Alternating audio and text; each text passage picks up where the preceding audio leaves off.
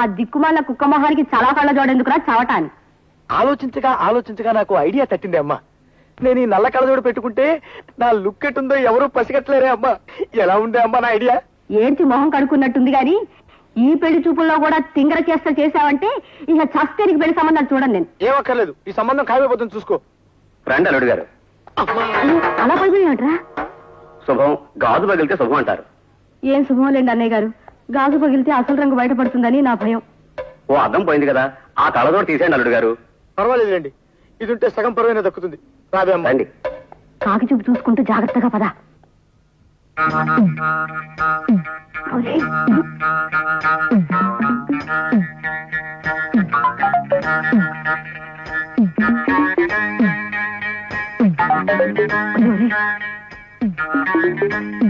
అల్లుడు గారు, అమ్మాయి వచ్చింది. నాకు అనవసరం.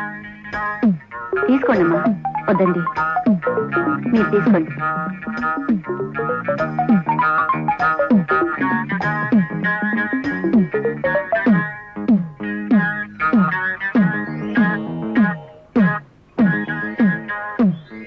బాబు పిల్లని ఒకసారి చూడండి. అలా చూడండి, నేను పిల్ల నాకెందుకు, పాలకోవ ఉందిగా. ఇవాళ లేవులే లేదు చెప్తాను. మర్యాదగా నా గడప దాటండి. పోండి.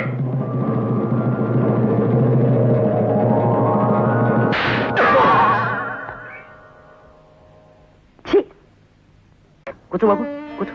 పలహారాలు అవి ఏమీ వద్దు, ముందు పిల్లని తీసుకురండి అన్నయ్య గారు. అదిగో మాటల్లోనే పలహారాలు వచ్చేసాయి. మీరు ఇది కాస్త రుచి చూసి మా అమ్మాయి ఇచ్చేస్తుంది. పలహారాలు అవి నాకు కంటపడడానికి వీల్లేదు. అవి మూల పెట్టేసేయండి. ఇక్కడ పెట్టవే. కాస్త తీసుకోండి అల్లుడు గారు. వద్దులండి, నన్ను టెంప్ట్ చేయకండి. అదిగో అమ్మాయి ఇచ్చింది బాబు. పలహారాల సైడ్ కాకుండా ఇంకో సైడ్ కూర్చోబెట్టండి. అలా కూర్చోబెట్టవే. కూర్చోమ్మా. మీ పేరేమిటి? మండోదరి. ఓ ఐ సీ. నా పేరు సుబ్రహ్మణ్యం. మీ అభిరుచులు ఏమిటి? నా అభిరుచి నానబెట్టిన వడపప్పులో ఉప్పు కారం పచ్చిమిరపకాయలు వేసుకుని నిమ్మరసం పిండి లాగించేయడం. అమ్మా, అభిరుచి అంటే నింగే రుచి అని కాదు, అది వేరు. ఏమిటి? మీకు వడపప్పు అంటే ఇష్టమా? నాకు అదంటే ప్రాణం. అసలు మీరు ఎప్పుడైనా ఆవకాయలో కంది పడేసుకు తినారా? బోల్డు సార్లు తిన్నా. మాగాయిలో మీగడ పెరుగు వేసుకుని తింటే ఆహా నా రాజా. అన్నయ్య గారు, అమ్మాయికి తిండి అవి ఎక్కువ అనుకుంటాను. ఉన్నమాట చెప్పకే, దానికి అది ఒక్కటే వీక్నెస్ అక్కయ్య గారు.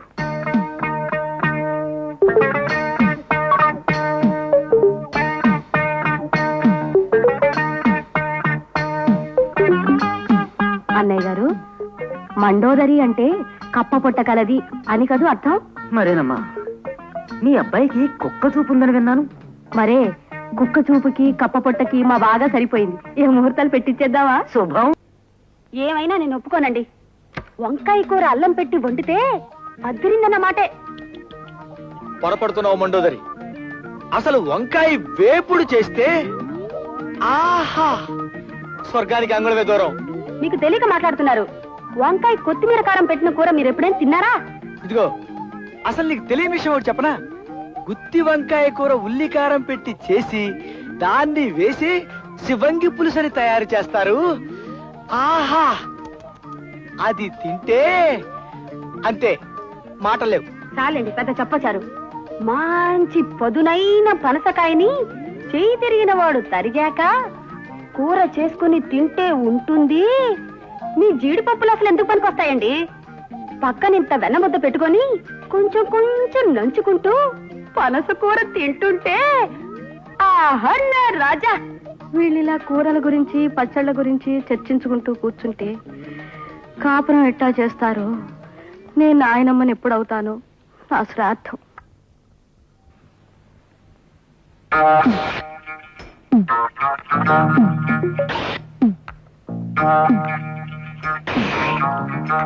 ఎవర్రా ఇతను కళ్ళతో దుర్రేస్తున్నాడు?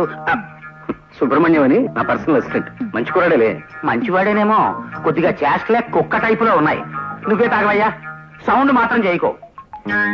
పద్మకి ఏమేమి సంబంధాలు చూస్తున్నావరా? ఓ సంబంధం చూశానన్నయ్యా. ఆ పెళ్లి కొడుకు నా దగ్గర మేనేజర్ గా పనిచేసే ఓ కుర్రాడి స్నేహితుడే. మీరు ఇక్కడ ఉన్నప్పుడే పెళ్లి చూపులు కానిచేద్దాం. ఆ పని చేయరా, అల్లుండి మేము కూడా చూసి మార్కులు వేస్తాం. ఏమాయ్ చూడు సుబ్రహ్మణ్యం, మన మేనేజర్ ఆనంద్ మోహన్ ని ఓ అరగంట ముందుగా ఆఫీస్కి రమ్మని చెప్పి మాట్లాడాలి. లెస్స బలికి తిరిగి పిల్లల మనసు తెలుసుకుని మసలు కొనుట పెద్దల కర్తవ్యం. అందున తమకు గుర్రపు స్వారీ వచ్చని పలికితిరి. అశ్వాన్ని అధిరోహించగల తమతో బియ్యమందుకునుట మాకెంతయో ముదావహము. తమరు కాసింత నిశివర్ణోస్నోదకము స్వీకరింతురా. నిశివర్ణ ఏమిటండి? అటువంటి మాటలు వాడి వారిని బెదరగొట్టుకున్నా. మామూలుగా మానవ భాష వాడు. ఆ నిశివర్ణోస్నోదకమును ఆంగ్లమున కాఫీ ఎందురు. అది నువ్వు తెలియదు మనకు, మన శ్రాద్ధము. చూడండి, మనం పెళ్లి గురించి మాట్లాడుకుంటున్నాం కదా, ఇప్పుడు శ్రాద్ధాల గోలు ఎందుకులేండి. వాటిని గురించి సాయంత్రం మనం వాకింగ్ చేస్తూ మాట్లాడుకుందాం. అలాగుననే ఈ శుభ సందర్భమున నోటిని తీపి చేయుడు.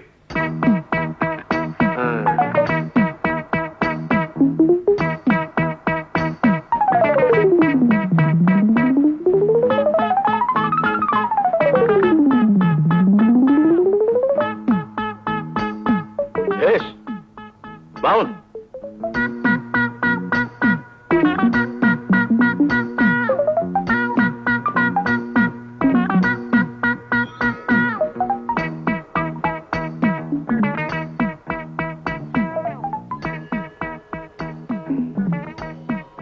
ఏమిది? ఎవరితడు? సునక లక్షణ సంజాతులు వెళ్ళనున్నాడు. ఒట్టే చెప్తున్నాను సార్, మీరు అన్న మాటలో ఒక్క ముక్క నాకు అర్థం కాలేదు. అదే నీకు కుక్క లక్షణం ఉందేమిటని అడుగుతున్నారు. క్షమించాలి సార్, అదొక్కటే నా వీక్నెస్. సరి సరి. ఈ శుభలగ్నమున మీ పుత్రిక చిరంజీవి సౌభాగ్యవతి పద్మావతిని మా సుంఠ ఆనందమోహన్ ధర్మపత్నిగా స్వీకరించుటకు మా సమ్మతము తెలియపరచుచుంటిమి. శుభం భూయాత్.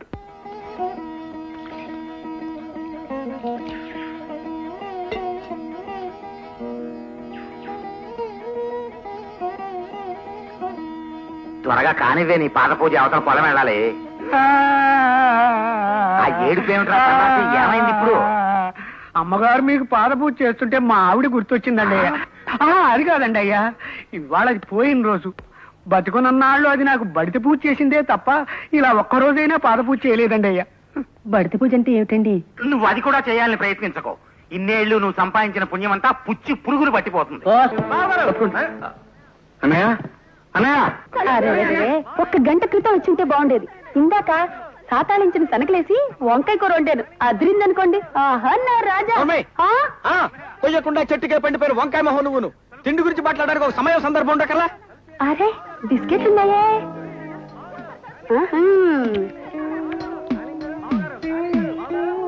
అది చూడండి, కుక్క చూపులు చూడటానికి ఒక సమయం సందర్భం ఉండకల్లా. అర్థమైంది కదా, నేను చాలా ప్రిన్సిపల్స్ ఉన్న మనిషిని.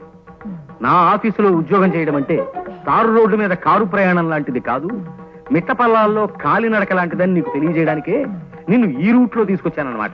తెలిసిందా? తెలిసింది సార్, బాగా తెలిసింది. ఇప్పటికీ మనం 32 కిలోమీటర్లు నడిచొచ్చాం. పుట్టి బుద్ధిరిగాక నేను ఎప్పుడు ఇంత దూరం నడవలేదు సార్. నడవాలయ్యా, నడకని మించిన వ్యాయామం లేదని నమ్మే మనిషిని నేను. అసలు మనిషి జీవితమే నడక్కదయ్యా. ఉయ్యాల నుంచి శ్మశానం దాకా ఉండే నడకే జీవితం, పురిటి మంచం మించి పుడకల చితి దాకా ఉండే నడకే జీవితం. ఏమంటావు? ఏమనడానికి నాలో ఓపిక మిగలేదు సార్. జస్ట్ ఊరికి అలా వింటారంటే. పద, అలా సరదాగా ఇంకో 20 కిలోమీటర్లు నడిచి వచ్చేద్దాం. ఇంకో 20? అదిగో చూసావా, నువ్వు ఇలా తూలిపోతున్నావంటే నీ శరీరం ఇంకా వ్యాయామాన్ని కోరుతోందన్నమాట. పద, దా దా, అలా నడవాలి. 10:30కి టీవీ డీలర్ల మీటింగ్ ఉంది, వెనక్కి వెళ్ళిపోదాం సార్. నిజమే, ఆ మీటింగ్ సంగతి మర్చిపోయాను నేను. చూడు ప్రసాదం, నేను చెప్పిన నియమ నిబంధనలు నీకు ఇష్టమైతే రేపే వచ్చి ఆఫీసులో చేరు. మరి ఉంటాను.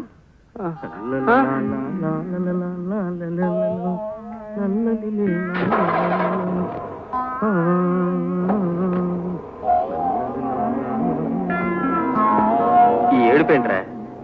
కాళ్ళు నొప్పులు పుడితే కళ్ళనీళ్లు పెట్టుకుంటావేమిటి? సార్, ఇలా శ్మశానంలో వాకింగ్ పెట్టారు, ఏదైనా సీరియస్ మ్యాటరా? అవును, సీరియస్ మ్యాటరే. మా అమ్మాయి ఓ కుర్రాడితో ప్రేమలో పడిందని ఎవడో దగుల్బాజీ వెధవ నాకు ఉత్తరం రాశాడు. సార్, రాసిన వాడిని తిట్టకండి సార్. పాపం వాడేదో మీకు మంచి చేద్దామని రాసుంటాడు. ఎవరో మహానుభావుడు. ఏమో ఎందుకు రాశాడో దరిద్రపు కుంక. నువ్వు వీక్షణ నుంచి ఆ పనిలోనే ఉండి 24 గంటల్లోపు ఆ ఉత్తరం రాసిన వెధవెవడో నాకు కనిపెట్టాడు. సార్, అమ్మాయి గారితో స్నేహం చేస్తున్న కుర్రాడు ఎవరో కనిపెట్టాలా, ఉత్తరం రాసిన మనిషి ఎవరో కనిపెట్టాలా సార్? ముందు మా అమ్మాయి మీద అభాండాలు వేస్తున్నా ఆ తలమాసిన వెధవెవడో కనిపెట్టు. 24 గంటల్లోపు ఆ ఆకాశరామన్న పేరు నాకు చెప్పకపోతే నీ ఉద్యోగం ఊడిపోతుంది. That's all. రే రే ప్రసాద్ ఆగరా రే, రే రే ప్లీజ్ రా రే, నా మాట వినరా రే ప్రసాద్, వినరా రే, నీకు మళ్ళీ ఇలాంటి ఉద్యోగం దొరకదురా. నా వల్ల కాదురా, ఉత్తరం ఎవరు రాశారో చెప్పకపోయినా నా ఉద్యోగం పోతుంది, నేనే రాశానని చెప్పినా నా ఉద్యోగం పోతుంది. ఈ బాధ నేను భరించలేను రా. ఉత్తర విషయం తర్వాత మేనేజ్ చేసుకున్నావు, నీకు వేరే ఉద్యోగం దొరకదురా. ఉద్యోగం దొరకకపోతే అడుక్కుంటాను, డీసెంట్ గా బఠానీలు అమ్ముకుంటూ బతుకుతాను. నువ్వు చేసిన హెల్ప్కి చాలా థ్యాంక్స్. నిన్ను నొప్పించుంటే సారీ. ప్రసాద్ ఒకసారి చేయవతలరా. రే, రే, రే, ప్రసాద్, ప్రసాద్.